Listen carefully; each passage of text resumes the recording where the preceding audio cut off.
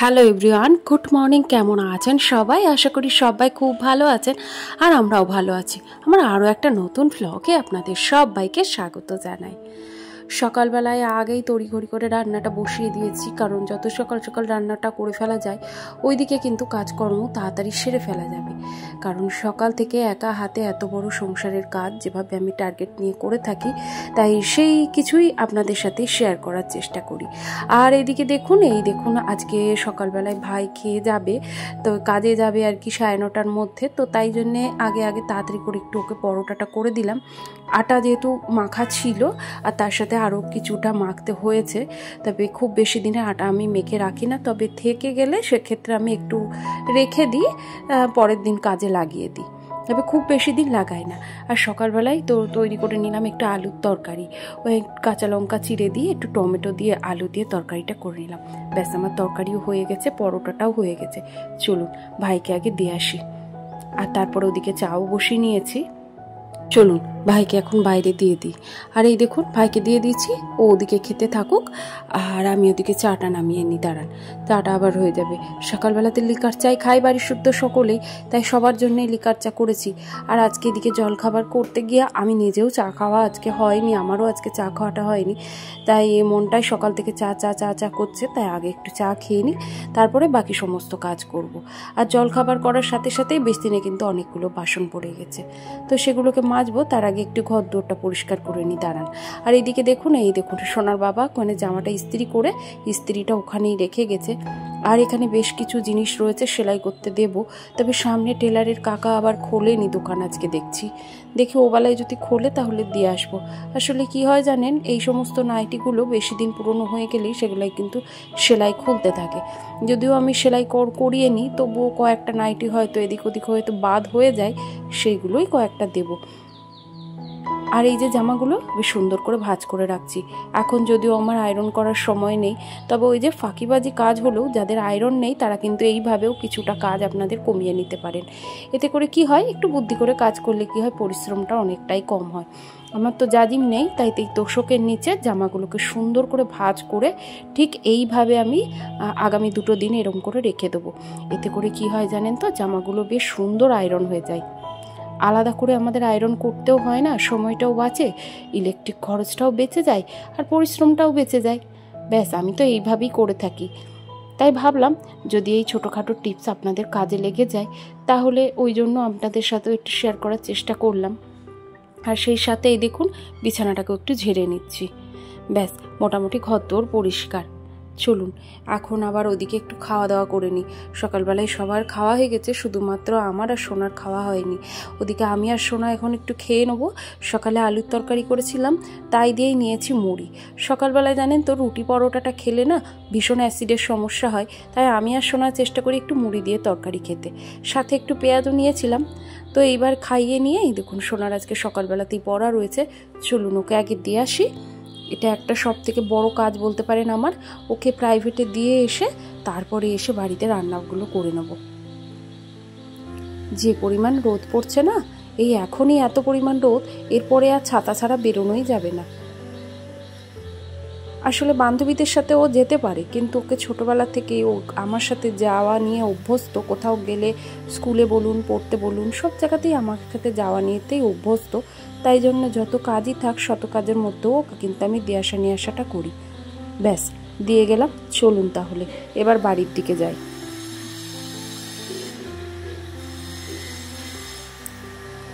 আর এই তো বাড়ি চলে এসেছি। বাড়ি এসে এই যে এইবার সংসারের বাকি কাজগুলো সেরে ফেলতে হবে ঝটপট। ওদিকে আবার 2 ঘন্টা সময়ের মধ্যে আবার তারপরে কাজ সেরে আবার সোনাকে আনতে যেতে হবে। আবার এমন কিছুদিন এরকম হয় আসার পথে ও কিন্তু বান্ধবীদের সাথে চলেও আসে। এদিকে রান্নাটাও বসিয়ে দিয়েছি, ভাতটা আজকে বসিয়ে দিয়েছি। আজকে সকালে মা আর ভাত খায়নি, মা ওই খই কলা এই সমস্ত খেয়েছিল, তো তাই জন্য আজকে ভাতটাই একবারে বসিয়ে দিলাম।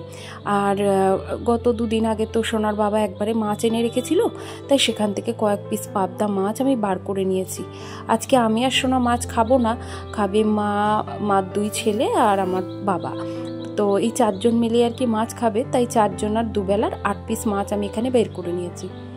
আসলে কি জানেন, আমাদের বাড়ির সকলেই একটু মাছ ভাত খেতে পছন্দ করে। আমার বাপের বাড়িতে আবার সপ্তাহে 4 দিন করে নিরামিষ হতো, কারণ সোমবার, মঙ্গলবার, বৃহস্পতিবার, শনিবার এই 4টে দিন নিরামিষ হতো। কারণ আমার মানে বাবাকে ছোট থেকেই আমরা দেখছি 4 দিন করে নিরামিষ খাওয়া আর কি। তো সেই 4টে দিন হাজার কিছু হলেও কিন্তু নিরামিষটাই হতো। আর আমাদের বাপের বাড়ি যেহেতু একটা ব্রাহ্মণ পরিবার, তাই প্রথম থেকেই কিন্তু ওরা একটু বেশি ধার্মিক। তাই আমরা কখনো খেতে না পারলেও আস্তে আস্তে কিন্তু অভ্যস্ত হয়ে গেছিলাম। মাছগুলো বেশ সুন্দর করে লাল লাল করে ভেজে নিতেই ওইদিকে কিন্তু দেখলাম সোনার বাবা চলে এসছে। তাই সে এসেই আমাকে অনেক কাজে হেল্প করে দিচ্ছে। আর এদিকে মাছের জন্য মশলাও করে নিয়েছি। ওই একটু লঙ্কা, জিরে আর টমেটো পেস্ট করে রেখেছি। ওদিকে আলু আর বেগুনটা ভালো করে একটু ভাজা করে নেব। আর এপাশে কুমড়ো আর আলু আর সাথে একটু উচ্ছে ছিল, সব কিছু ভাজা করে রেখেছি। ভাতটাও উবুর দিয়ে নিয়েছি। আলু বেগুনটা ভাজা হতে হতে থাকুক। আর তারপরে আমাদের বাড়িতে তো এগুলো দেখতাম। তো আমার খুব যে একটা আমি মাছ পছন্দ করি তা নয়, আবার যে একেবারে খাই না সেটাও নয়। তবে কি বলুন তো, মাছ খেতে খুবই যে একটা পছন্দ করি সেটা নয়, আমার খুব একটা ভালো লাগে না। তো যাই হোক, ওদিকে আমার সোনাও কিন্তু মাছ খেতে অতটা মানে পছন্দ করে না, কিন্তু এদের সকলের জন্যই করি। আর আসলে কি জানেন তো, পরিবারের এক একটা পরিবার এক এক রকমের হয়, এক একটা পরিবারের মানুষের বৈশিষ্ট্যগুলোও এক এক রকমের হয়। তা আমার বাড়ি আর আমার শ্বশুর বাড়ি দুটো পরিবারের লোকজন পুরোই আলাদা। এই যে আমাদের পাশের বাড়ি তাদের লোকজনটা কিন্তু আলাদা। তাদের দিনে একরকম রান্না, রাতে একরকম রান্না, এবেলা রান্না ওবেলা খায় না। তবে আমার বাপের বাড়িতেও ছিল জানেন তো, দিনের বেলা রান্না রুটির সাথে রাত্রিরে আর খাবে না।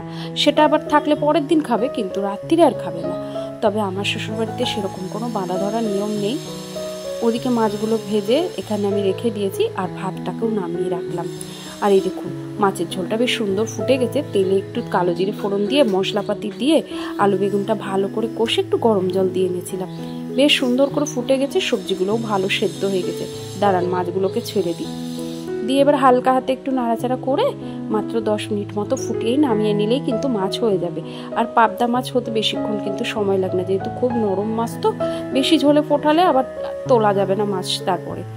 তো যাই হোক, এইদিকে এই দেখুন, সমস্ত সবার জন্য যে যেটা পছন্দ করে সেটাই করি। আমার কিছু কিছু দিভাই, শ্যামলী দিভাই, এরা কিন্তু অনেকেই আমাকে বলে যে আমি খুব ধৈর্য ধরে কাজগুলো করি, আর আমার কাজগুলো ভীষণ পরিপাটি। তো যাই হোক, কি বলো তো দিদিভাই, এখন এই করতে করতে না শিখে গেছি যে কে কোনটা পছন্দ করে আর কে কোনটা পছন্দ করে না। তারপরে এই পছন্দগুলো খেয়াল রাখতে রাখতে কোথাও দেখি নিজের পছন্দটা যেন এর মধ্যেই মিলেমিশে একাকার হয়ে গেছে। এখন এদের সাথে কিন্তু, এদের পছন্দের সাথে আমার পছন্দ কিন্তু অনেকটাই মিলে যায়। তবে আমি যেগুলো পছন্দ করতাম সেগুলো কিন্তু সমস্তটাই ভুলে গেছি। তো এটাই হয় আর কি। নিউ ফ্যামিলি ব্লগ থেকে আমাকে এক দিভাই কমেন্ট করেছিলে যে আগামী দিনগুলি আমি যেন অনেক বড় হই আর সবারকে যেন সাপোর্ট করি। হ্যাঁ গো দিভাই, আমিও চাই যে আমি নিজে যদি বড় কোনো দিন হতে পারি, জানি না কোনো দিন বড় হতে পারবো কি না, তবে যদি কোনো দিন নিজে পায়ে দাঁড়াতে পারি বা বড় হতে পারি, আমি অবশ্যই সকলের পাশে থাকি। হ্যাঁ, অনেকেই আমাকে বলে যে আমার তাদের চ্যানেলে গিয়ে দেখে আসতে। আমি যাইও, তবে কি বলুন তো, আমার একটু সময় লেগে যায়। আসলে এত বড় একটা সংসার, একা হাতে সমস্তটা করি। হ্যাঁ, মা বাবা সবাই আমাকে হেল্প করে, কিন্তু তারপরও সংসারের বেশির চাপটাই কিন্তু আমার উপর। তাই জন্য সেটা করার পরে নিজে যে বিভিন্ন রকমভাবে ভিডিও শ্যুট করি, সেটাকে এডিট করে ভিডিও আপলোড করা, প্রতিদিন ভিডিও আপলোড করার পরে যেটুকু সময় পাই, কিছুটা সময় নিজের রেস্টের জন্য রাখি, আর কিছুটা সময় বিভিন্ন রকম ব্লগ ভিডিও দেখতে পছন্দ করি। তো তারপরে সবার চ্যানেলেই আমি যখন পারি যাই। তাই সবার কাছেই ক্ষমা চেয়ে নিচ্ছি, কারণ যে যখন ভিডিও করা হয় তো প্রতিদিন সময় করে না পারলেও আমার সময় মতো আমি সবার চ্যানেলে গিয়ে একবার অন্তত গিয়ে দেখে আসি। তো যাই হোক, এদিকে দেখুন শুকনো লঙ্কাগুলো প্রায় রেডি হয়ে গেছিলো, সেগুলোকে বোটা ছাড়িয়ে জায়গা মতো রেখে দিলাম। আর টেবিলটাও সকালে মুছেছিলাম, কিন্তু লঙ্কা ছাড়ানোর পর আরও একবার সুন্দর করে মুছে নিলাম। চলুন এবার যাই রান্নাঘরের দিকে। মানুষ, একজন রান্না করছে, দুজন, একজন দর্শক আর একজন এই যে দেখি নেল প্রিন্টার। এই যে এই ভদ্রমহিলা নেল প্রিন্ট করাতে এসছে, সেখান থেকে নেল এক্সটেনশন করাতে এসছে। সুন্দর লাগছে, খুব সুন্দর লাগছে। এর হাতটা, নেল প্রিন্টটা খুব সুন্দর, হাতটা খুব ফর্সা তো। হ্যাঁ, এটাই বড় কথা। তার উপর কালারটা তাহলে এবার হচ্ছে স্টাইল করবো হাতটা ইয়ো আই এম দ্য বেস্ট। আরে না, I am the artist, I am the artist. না হয়ে গেছে। রান্নার পরে রান্নাঘরে তো শুধু রান্না করা না, অনেক রকম কাজ থাকে, সেগুলো হয়ে গেছে। আর আজকে এই দেখুন কি কি রান্না করেছি। এখানে ছিম, আলু, পেঁপে সমস্তটা সেদ্ধ দেওয়া রয়েছে, নিচে রয়েছে উচ্ছে কুমড়ো ভাজা, আর এখানে রয়েছে পাবদা মাছ আলু বেগুন দিয়ে কালো জিরে দিয়ে পাতলা করে ঝোল। তো এটাই আজকে রান্না বান্না হয়েছে। আর এই দেখুন রান্না বান্না করার পর সকলের খাওয়া দাওয়া করানোর পরে এখানে আমি এই যে সমস্ত জামা কাপড়গুলো ভিজিয়ে রেখেছিলাম সেগুলোকে এখন কেচে মেলে দেবো। এখন যেহেতু রোদ্দুরটা বেশ টান টান রয়েছে, যতদূর শুকানো শুকাক, তারপরে বারান্দায় মেলে দিলেই কিন্তু এগুলো মোটামুটি শুকিয়ে যায়। আর আজকে দুপুরবেলায় স্নান করার পরে সোনাকে যখন খাওয়াতে যাই তখন দেখলাম ও সেরকমভাবে খেলো না, যেহেতু মাছটা পছন্দ করে না, আর এমনিতেই জ্বর জ্বালিয়ে হয়েছে, মুখটা একটুখানি অরুচি রয়েছে, তো তাই জন্যে ভাবলাম ওর পছন্দের জিনিসটাই দিই। আর ও ফলটা ভীষণ পছন্দ করে, ও খেতে চায় না অন্য কিছু, তো তাই জন্য একটা লেবু আর কিছুটা আঙুর আমি কেটে দিলাম। ও খাওয়া দাওয়া করার পর একটু রেস্ট নিয়েছিলাম। তারপরে দেখুন ছাদে অনেক জামা কাপড় ছিল, সেগুলো তুলে রেখে ভাবলাম 10 মিনিট ছাদে দাঁড়িয়ে যাই। খুব সুন্দর সূর্যাস্ত হচ্ছে, তাই দেখতে তো আমি ভীষণ পছন্দ করি, আর সাথেই একটু ছাদে হাঁটাহাঁটিও করলাম। জানেন আজকে ভেবেছিলাম একটু হাঁটতে যাব বিকেলে, তবে হয়ে উঠলো না, কারণ একটু পরে সোনার আবার পড়া রয়েছে, তাকে আবার প্রাইভেটে দিতে যেতে হবে। তো সব মিলিয়ে মিশিয়ে একটু ব্যস্তই, তার মধ্যে দিয়ে কাটছে। তারপরে বেশ কিছু এডিটিংও বাকি ছিল, সেটাও সেরে নিয়েছি। তো তাই জন্যে আজকে আর বেরোনো হলো না, তবে আগামী দিন থেকে চেষ্টা করব একটু বেরোনোর, হাঁটাহাঁটি করার। আর ওদিকে এই দেখুন মায়ের সন্ধে দেওয়ার কাজটা যেটা মা করে, তো সেটাই মা শুরু করে দিয়েছে। আর এই পাশে গোধূলির আকাশটা ভীষণ ভালো লাগছে, তাই ভাবলাম একটু দেখি, আর তাই এখানে বারান্দা থেকেই দেখছিলাম। আর ওদিকে মা তো সন্ধে দিচ্ছে, মা সন্ধে দেওয়ার আগে এই যে এখানে দাঁড়িয়ে কীর্তন করে, তাই সেটা আমিও এখানে বসে বসে একটু শুনি, বেশ ভালোই লাগে জানেন।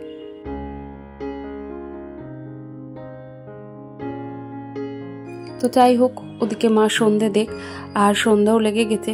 আসলে মা যতদিন বাড়িতে থাকে তখন মাই দেয়, আবার মা যেদিন বিকেলে দিদিভাইয়ের সাথে বা একটু মঠে যায়, তো সেই দিনকে আর মা দিতে পারে না, সেদিন আবার আমি দিই। তো এইভাবে মিলিয়ে বেশ কিছু কাজ মাও করে, বেশ কিছু কাজ আমিও করি, তো এইভাবে মিলিয়ে মিশিয়ে আর কি কাজগুলো হয়ে যায়। আর কাজের সাথে সাথে কখন যে দিনটাও ফুরিয়ে যায় সেটিও বুঝতে পারি না জানেন। আর এই দেখুন সোনাকে প্রাইভেটে দিয়ে এসে আসার পথে মুড়ি ছিল না, আসলে আমাদের বাড়িতে মুড়িটা একটু বেশিই লাগে, মুড়িটা ফুরিয়ে যায়। ওই একদিন 500 মুড়ি আনলে হয়তো 2 দিন যায়, বা তাও যায় না কখনো কখনো। তো এখন যেহেতু আমরা সকালবেলা একটু ব্রেকফাস্টে মুড়ি খাই, আবার কোনো দিন রাত্রিরে মুড়ি তরকারিও খেয়ে থাকি। আসলে রুটি সব দিন করা হয় না, আর একার জন্য রুটি করতে ঠিক ভালোও লাগে না। বাড়িতে যদি অন্য কেউ খায় তাহলে হয়তো হয়, তবে একার জন্যে 2টো রুটি করব সেটা আর ইচ্ছে করে না জানেন। আর এদিকে যাই হোক, এখন চাটা করে নিচ্ছি, আর এরপরে এখন বসে একটু চাটা খাবো, আর বেশ কিছু কাজ রয়েছে সেগুলোও সেরে নেব।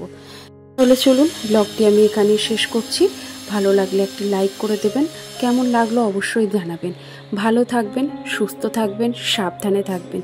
দেখা হবে খুব শিগগিরই পরের কোনো ব্লগে।